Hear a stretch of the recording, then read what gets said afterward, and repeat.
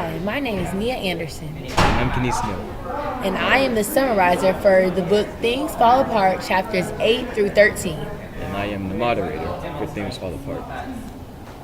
Two of our members are not here, Evan and Amber. So I'm going to start. You can start with summary.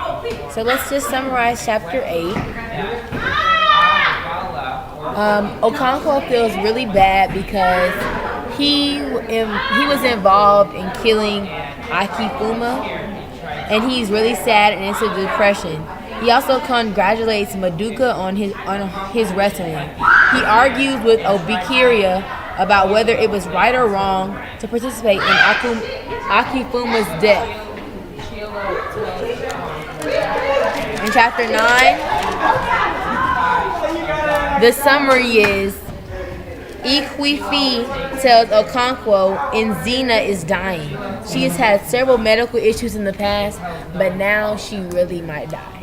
She's closest to death than she's ever been. Chapter 10 summary. Their village holds a gathering to administer justice. One of the problems that their village is fixing is an estranged husband and a wife.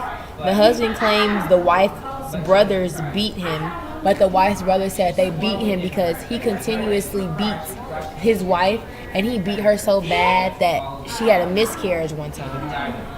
And also, in the end, they decide that the husband is guilty, and if he ever beats her again, he'll have to pay for it for the rest of his life. Chapter 11 summary is Ikwifi tells Nzima a story about a tourist. Also in this chapter, Chelo takes Nzima on his back and nobody can follow. However, Ikwifi follows anyway and overcomes his fears. In chapter 12, the village celebrates the engagement of Obinka's daughters, and many gifts are distributed from Okonkwo. He gives them 2 roosters, and it's just like a time where they get to know the family and everybody's just happy. Chapter 13, Nzindu dies, and he's the oldest man in the village, and Okonkwo reminisces on how Nzindu told him not to participate in the killing of Ike Mufuna, but he decides to do it anyway. So he kind of feels bad. Okay. Those are pretty good summaries, Nia. Alright, I'm going to ask you a few questions. My first question. How did you like chapters 8 through 13? I thought it was a lot going on at one time, and sometimes I was getting confused because like everything was running in together. But overall, it was exciting chapters and a lot went on, so that can also be a good thing. Okay. My next question. Do you remember his born son, Nawoki? Yes, I do. Yes. Why do you think he was so scared of Okonkwo when he found out about Ikenfuna? I think he was very scared when he found out Ikufuma because So typically I get to take this when I walk over here. Ikufuma because Ikufuma was killed by Okonkwo, and Okonkwo was very close to Ikufuma. Maybe not originally, but as the story progressed, they became closer. So he's just scared because Okonkwo really has no feelings, and he just does whatever he wants and whatever he feels at the time. And even though he regrets it, in that moment, he does whatever. So if I was Naoki, I would be scared too because he has no feelings. Afterwards, he start to get feelings, but during, there's no feelings involved. Yes, because during the murder, he wanted to show that there was no sign of weakness. But then after that, he started feeling like, as he said, as a woman. Yeah. Okay, next question. So what does the opening of chapter 7 show about the relationship between Okonkwo and Ikenfuna? I'm sorry, may you repeat that one again? Yes. What does the opening of chapter 7 show about the relationship between Okonkwo and Ikenfuna? The opening of chapter 7 shows that they have a good relationship, as if I can recall. It's been so long ago, but let me go over chapter 7. But I remember them being in a great relationship. He even called him father at one time. Yes. So yeah, I'm going over it now, and it even says here in the text, for 3 years, Akim Mafuna lived in Okonkwo's household, and the elders of Umuofia seemed to forgot about him. He grew like a yam, and he was like an elder brother to Naomi, and from the very first seemed to have kindled a new fire with the younger boy. So I think that this means that he's like really good with the family. They have no problems. So the killing at the end of chapter 7 is just totally unexpected. Nobody would have ever thought about that. Also, do you? Let me see. Where was I going with this one? I remember now. Okay. So, do you remember when he had to be kicked out of the village? This is around chapter 13, when he was forced to leave Who was first? Okonkwo Oh, and okay. his family. They all Oh, left yes. I recall that. I do recall that. Okay. And they went to his homeland. Yes. Okay. So why? Apparently, that was one of the customs or rules, because he killed another man. Do you think that That was right. this was a right rule? Definitely. Okonkwo is out of control, in my opinion. And number one, I don't like him from the beginning because he's an abuser. And I'm a girl, and I don't like people. Number one, I have a problem with his 3 wives. Then not only are you going to have 3 wives, now you're going to start beating all 3 of the wives. So I'm not on good terms with him at all. So I'm glad he's leaving. However, I wish they would have abandoned him forever. I don't think he should come back in 7 years. But I guess kind of, since it was an accident. But it's just one accident. The rest, he's just a rude man. So I just think that he should have been gone a long time ago. All right. Another question. What? Oh, dang, I had it in my mind, and then it just went away.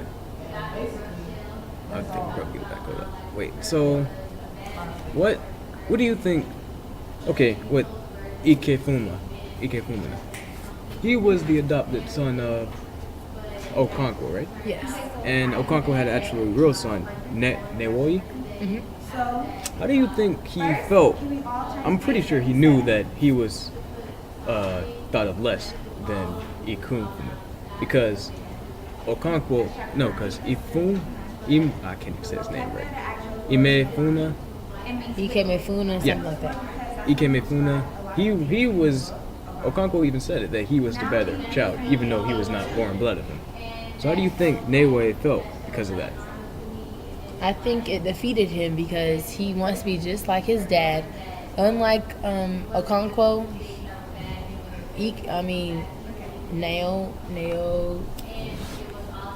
Nawoki, he wants to be just like his dad. So to see his dad just tell him straight up, Ikemefuna is better than you, I think that hurts you. Not even just in this book. I know I'm not the connector, but even in real life, if your dad was to tell you that your adopted son was better than you would feel bad because you're actually a part of him.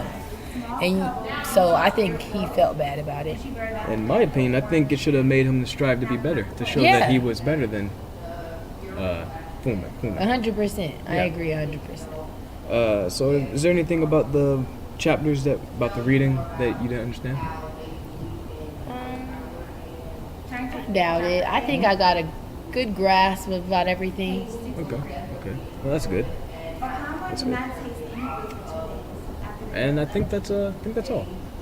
That is all. For the summarizer and the moderator. Yeah. The summarizer has been asked 4 questions that they answered pretty good. Actually, 5. 5 questions. So it's definitely the connector's turn or Amber and Evan's turn. Yes. Hi, my name is Evan, and her name is Amber, and we will be talking about chapters 13, 7 through 13. So moving on from chapter 8, we'll talk more about chapter 9 now. Remind me what happened in chapter 9? So in chapter 9, for the first time, Okonkwo finally slept, and he's starting to feel a little bit better and back to his normal self after the incident. After the death of Ikemefuna. So, And also,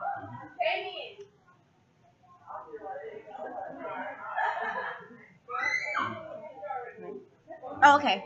This chapter It is about talks about Equafi and how Azima was that chapter.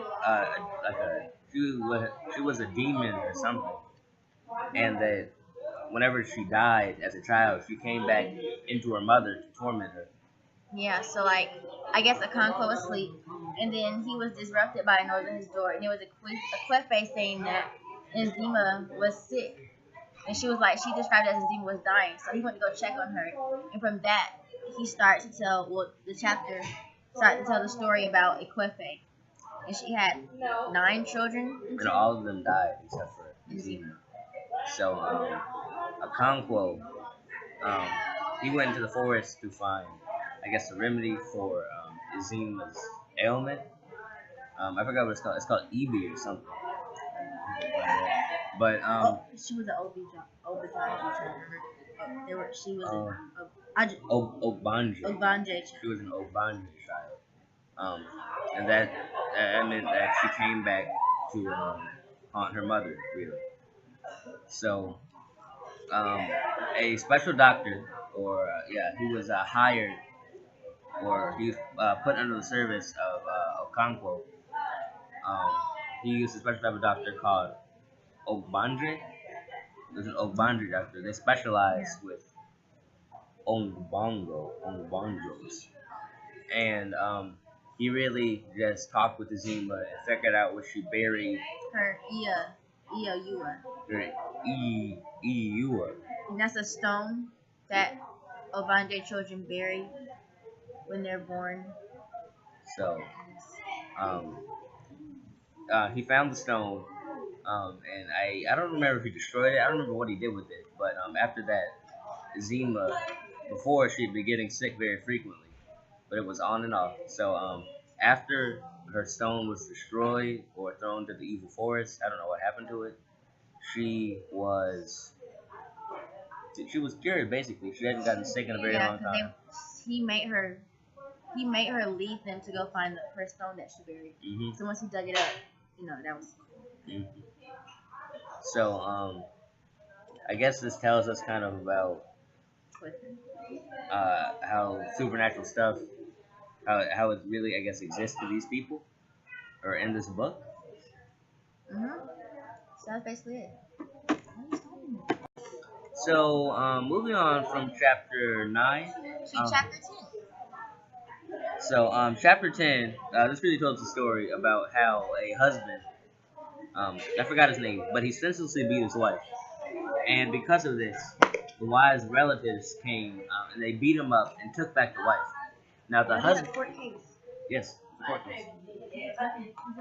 Yeah, that's what happened. So, yeah. So the husband, he requested the bride price back for his wife, and a trial took place where the elders of the tribe decided what would happen with the wife. So basically, the elders decided that if the husband came with a thing of palm wine, that with a large pot of palm wine, and begged his wife's forgiveness, that the wife should go back to him. Yes, and the elders, they were dressed up in these masks and stuff, and they were called the Igulu. They're to represent spirits, I think. Yes. And in the end, since it was like a court case, in the end they went with who did they go with? They went with the family. So if he ever beat her again, then they would like do some really brutal things to him. Cut off his genitals. Yeah, cut off. So they went. Yes, that's I know. So that's basically what that was about. And like and people take that seriously in their village. So a lot of people came out to watch that and hear it. What was going on? That really concludes chapter 10. I guess looking at this from using gender theory, you say that women, even though they are, I guess, less value, they have less value than men in a society. that people still understand when they have, I guess, there have been misjustices. I guess there have been when they aren't treated right.